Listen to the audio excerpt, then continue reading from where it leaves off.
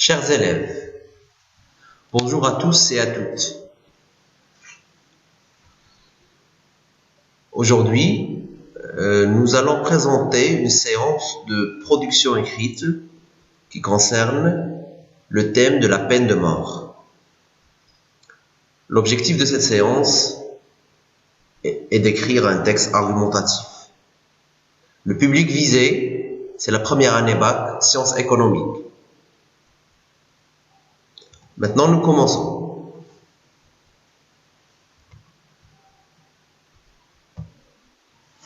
Alors, pour mener à bien cette séance, nous allons suivre le plan ci-dessous. Premièrement, comprendre le sujet. Deuxièmement, collecte des arguments. Troisièmement, élaboration du plan. Quatrièmement, rédaction. Et enfin, une auto-évaluation. Voici le sujet de départ. Alors, chers élèves, il est très important de lire le sujet plusieurs fois afin de le comprendre. Je vais lire. Pour beaucoup de personnes, la peine de mort reste une sentence barbare. Développez votre point de vue dans une quinzaine de lignes en vous appuyant sur des arguments et des exemples précis de votre choix. Alors, je vais relire. Pour beaucoup de personnes, la peine de mort reste une sentence barbare. Alors, dans un sujet de production écrite, surtout au régional, il faut d'abord relire plusieurs fois. Ensuite, il faut souligner les mots-clés. Comme vous pouvez le constater, le sujet de la production écrite est la peine de mort. Donc, le premier mot à souligner, c'est la peine de mort. Nous avons deux autres mots, sentence et barbare. Alors, pour ce qui est du premier mot, la peine de mort, donc la peine de mort est une peine appliquée sur des gens commettant des crimes horribles. Par exemple, le parricide, les tueurs en série, les terroristes, etc. Pour ce qui est du deuxième mot, le mot sentence, c'est un jugement, un verdict. Alors, pour ce qui est du troisième mot, barbare veut dire inhumaine et sauvage. Donc, le thème principal de ce sujet, c'est la peine capitale.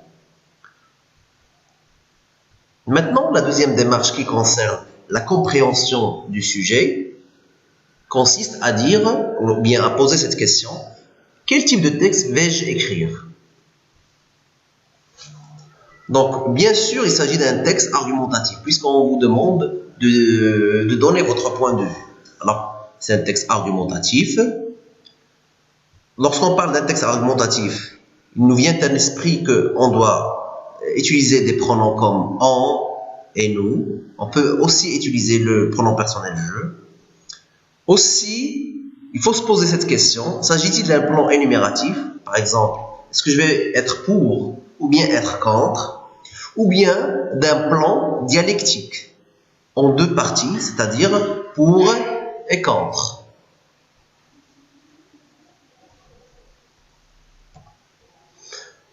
Maintenant, la deuxième étape, il s'agit de collecter les arguments, de connaître, de chercher les arguments qui vont me servir dans ma réflexion.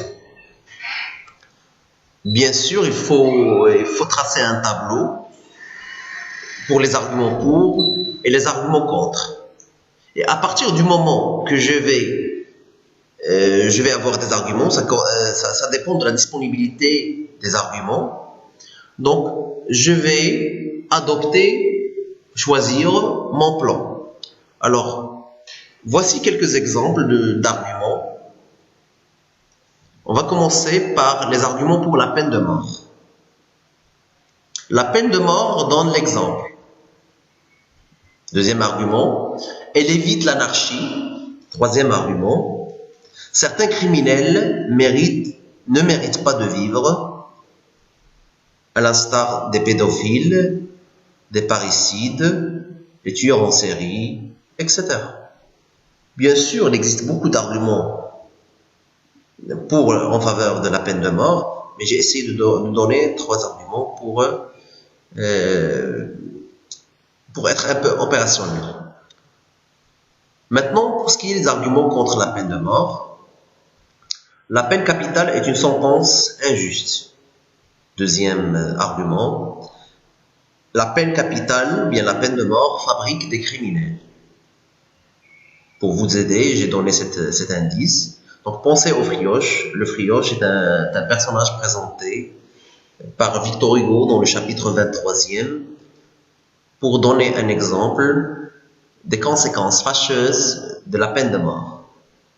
Alors, troisième argument, les juges peuvent se tromper, c'est-à-dire les juges ne sont pas toujours infaillibles. Or, alors dans ce cas, c'est-à-dire dans le cas de la peine de mort, la faute est irréparable. Donc, après avoir collecté les arguments, je choisis le plan que je vais adopter dans ma rédaction. Maintenant, passons à la troisième étape. Élaboration du plan. Bien sûr, toute production écrite doit comporter une introduction, un développement et une conclusion. Donc, pour ce qui est de l'introduction doit comporter 3 étapes. Premièrement, amener les sujets. Qu'est-ce que ça veut dire amener le sujet? Il s'agit de présenter le thème sur lequel porte la production écrite. Ici, nous avons la peine de mort. On peut la définir. On peut aussi partir du général vers le particulier, ou bien l'inverse. Donc, beaucoup de méthodes. La méthode est laissée à l'élève pour amener le sujet. Par exemple, on peut dire l'homme a créé des lois pour se protéger. Parmi ces lois, nous avons la peine de mort. Ou bien tout simplement définir le sujet. Par exemple, la peine de mort est une sentence prévue par la loi pour prévenir le crime ou bien pour punir un coupable jugé dangereux. Deuxième étape, poser le problème. Donc, poser le problème, c'est très facile. Il s'agit de reprendre le libellé, le problème posé dans le libellé du sujet. Ou bien le paraphraser. Troisième étape consiste à annoncer le plan. Annoncer le plan, c'est dire d'une manière un peu directe qu'est-ce qu'on va aborder dans le développement. On peut le présenter sous forme de questions comme celle-ci. Est-ce que cette idée est juste? Ou bien, dans ce qui va suivre, on va essayer de développer notre point de vue concernant cette problématique. Maintenant, le développement. Donc, ce qu'il faut retenir, chers élèves, c'est que un développement commence obligatoirement par une idée directrice. Qu'est-ce que ça veut dire l'idée directrice? C'est une thèse, c'est une idée générale qui annonce l'orientation de mon argumentation. Ça veut dire, est-ce que je serai pour ou bien contre? Après, par exemple, je vais donner un exemple, idée directrice. En vérité, la peine de mort reste une sentence inacceptable, injustifiable, eu égard à une panoplie de motifs. Ou bien si je suis contre, je vais dire indiscutablement, la peine de mort demeure une sentence juste, justifiable, acceptable pour plusieurs raisons. Par la suite, je vais essayer d'introduire le premier argument. Bien sûr, avant d'introduire l'argument, il est préférable, bien il est indispensable de commencer par un connecteur logique. Soit un connecteur logique d'énumération, comme d'abord, ensuite, enfin, ou bien commencer par un connecteur logique comme on est fait, puis expliquer. Ce qui est important, c'est de relier les arguments par des connecteurs logiques pour permettre au lecteur de savoir si votre argumentation est bien cohérente. Alors, nous avons dit, premier argument, plus explication ou bien illustration. Explication, par exemple, la cause, la conséquence, le but. L'illustration, il s'agit d'un exemple pour renforcer l'argument et le rendre plus convaincant. La même chose pour l'argument numéro 2, explication ou bien illustration. Argument 3, explication, illustration. Ce qui est très important dans le développement, chers élèves, c'est que il faut être convaincant. Et les arguments doivent être pertinents et cohérents. Maintenant, passons à la troisième étape. C'est la conclusion. Donc la conclusion doit être aussi bien travaillée parce que c'est la vitrine de votre production écrite. Elle comporte elle aussi 3 étapes. Premièrement, la synthèse. La synthèse est un petit résumé, un récapitulatif de ce que vous avez dit dans le développement. Si vous étiez pour, vous allez montrer que vous étiez pour. Si vous étiez contre, vous allez montrer que les arguments que vous avez développés dans le développement sont contre, s'avèrent dangereuses, nuisibles. Ou bien si vous avez écrit une production écrite en 2 parties, vous allez montrer que, par exemple, ce sujet a autant d'avantages que d'inconvénients. Deuxième partie de la conclusion, c'est mon point de vue. Donc, à cette étape-là, il faut annoncer clairement votre point de vue, il faut trancher. Pour cela, il y a plusieurs moyens linguistiques à utiliser, par exemple, à mon avis, pour ce faire. Je m'excuse. À mon avis, pour ma part, personnellement, selon moi, très bien. Et puis, on répond directement à la question. Je suis pour, je suis contre, ou bien je réponds par une phrase nuancée. Certes, par exemple, la peine de mort a beaucoup d'avantages, mais elle reste gauche, aveugle et fatale. Alors, pour finir, troisième étape de la conclusion, c'est l'ouverture. Donc, l'ouverture est une étape très importante dans la mesure où l'élève montre qu'il est non seulement capable de donner son point de vue à propos d'un sujet, mais qu'il est capable de le dépasser en ouvrant le sujet à d'autres perspectives. Donc, bien sûr, les moyens pour ouvrir un sujet, nous avons d'abord, par exemple, le fait de donner des injonctions, c'est-à-dire donner des conseils. Voilà pourquoi il est grand temps que la société se mobilise pour arrêter cette peine, ou bien apporter une citation, par exemple. Cela dit, on répétera à la suite de Victor Hugo que ouvrir une école, c'est fermer une prison, pour montrer qu'il est très important de se focaliser sur l'éducation pour prévenir la criminalité tout entière. Ou bien, tout simplement, on pose une question. Par exemple, au terme de cette réflexion, une question s'impose.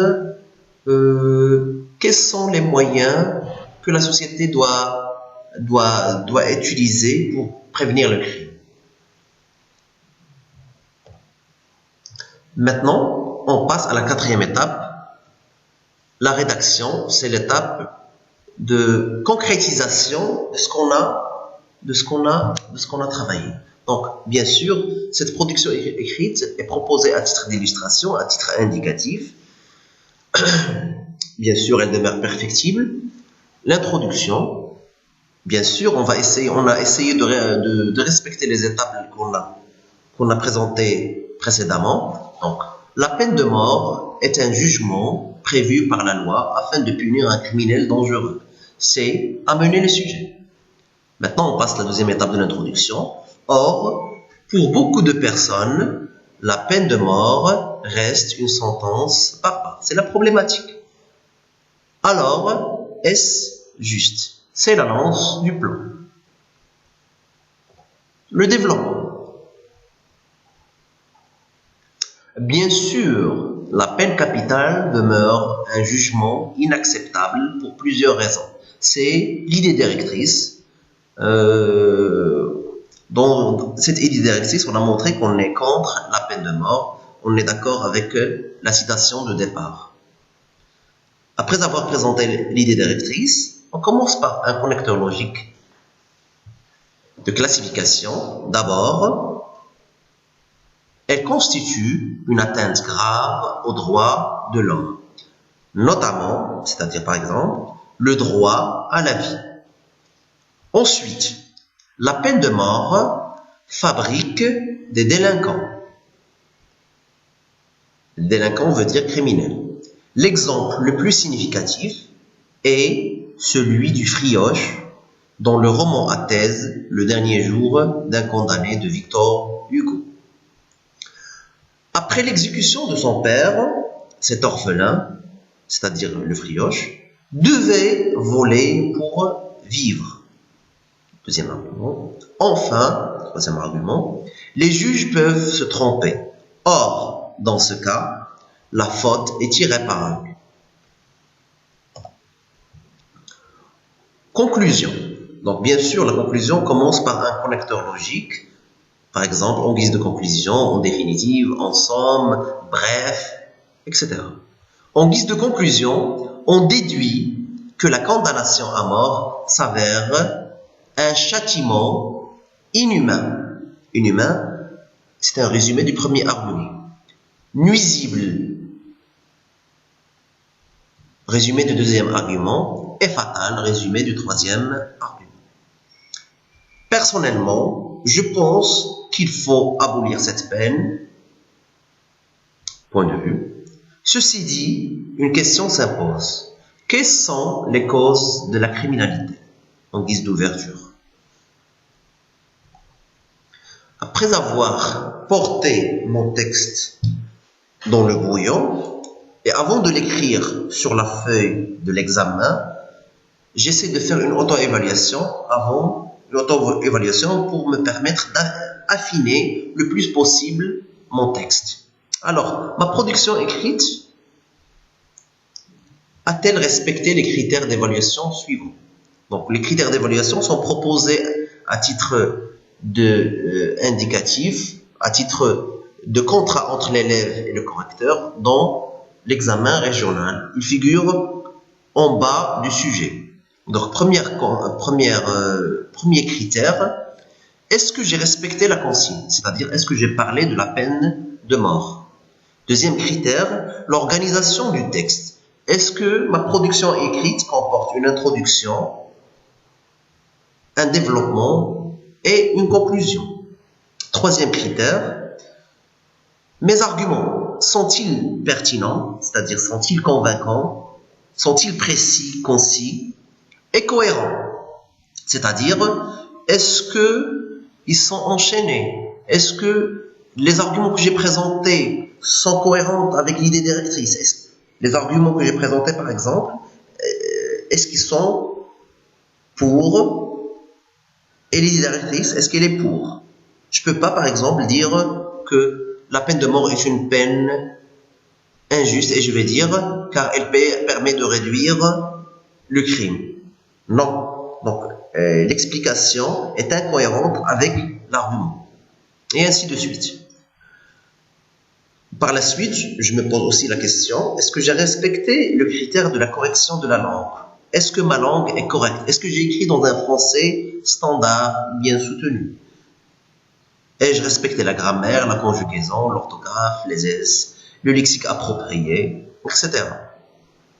Enfin, est-ce que ma présentation est bien séante? C'est-à-dire, est-ce que j'ai des paragraphes dans lesquels j'ai commencé par un alinéa?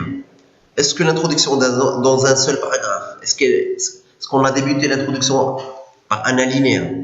La même chose pour le développement, la même chose pour la conclusion. Est-ce que j'ai commencé par une majuscule à chaque fois? Est-ce que j'ai donné des majuscules en nom propre? Et est-ce que j'ai respecté la ponctuation? Après avoir effectué cette auto-évaluation, je peux commencer à écrire ma production écrite dans ma feuille d'examen, dans la feuille d'examen. Merci pour votre attention. Ce travail a été réalisé par le professeur Yassine Benhida.